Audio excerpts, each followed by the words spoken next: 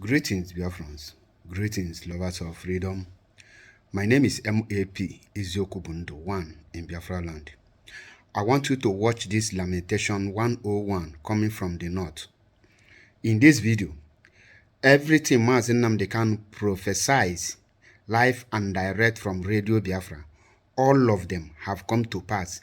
You will see all of them in this particular video you are about to watch now. So I want you to relax your mind. Let us watch the video together. After we watch it, then you will now know the next thing, or you will tell me what you hear or what you understand on this video. Let's go there without taking much of your time. Kai watch Anyabu.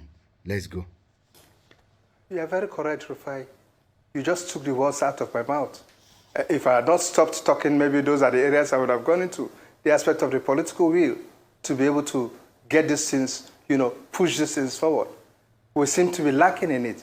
And that's why gradually I'm beginning to see a great deal of semblance in the way we are addressing security under this present administration and the last administration. The political will in this administration towards this thing is so weak. If you ask me, Rufai, I was expecting to see a commander-in-chief who will be touching down in Plateau, coming out of a military helicopter. I'm not talking of the presidential helicopter. A military helicopter in camouflage and steel helmet, assuring villagers.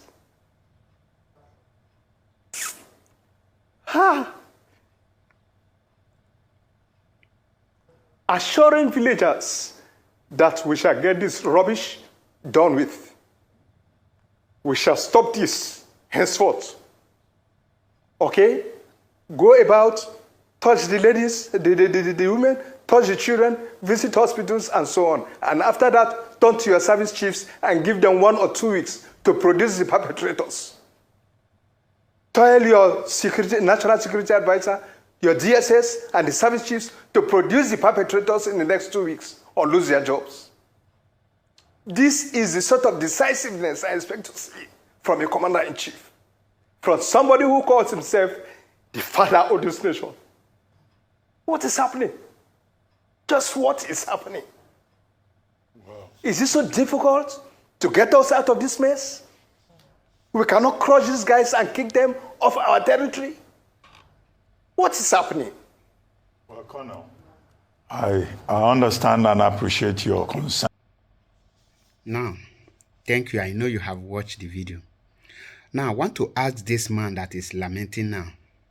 But before I ask him this question, how many of you remember when Mazi Nnamdi Kanu said that when they will send all their military, all their soldiers to the east in order to kill the Biafrans, that the terrorists will take over their land?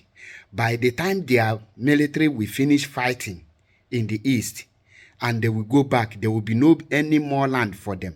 They will not see any place to go back to. There will be no more home for them, that the terrorists will take over their land. That is exactly what is happening now. Now, this man that is lamenting, I want to ask him simple question. Which of the military is he referring that will be flying helicopters and wearing military helmet and the rest of the thing he said? The question I want to ask him, when the Mohammed Buhari was recruiting Fulani terrorists and the Boko Haram terrorists into the military, what was they expecting? Were they not jubilating and celebrating that the so-called repentant Boko Haram and the Fulani terrorists are being recruited in the Nigerian army? So this man don't know that the Nigerian army are now the real terrorists that is terrorizing them. Even up to today, have he asked those Boko Haram that was captured, the Fulani herdsmen that was captured, where are they? Are they not the one that they are being called the repentant Boko Haram terrorists that are being recruited into the military, being recruited into the police force, being given the custom rankings and recruited into customs and the NDDC and so forth and so on? So which of the military are you now referring to that will come to help you? How can their brothers in the military uniform go and they interfere or stop their own brothers who are carrying out their political agendas and the religious agenda? How could they now, how do you expect them to go and stop their brothers from carrying out their agenda?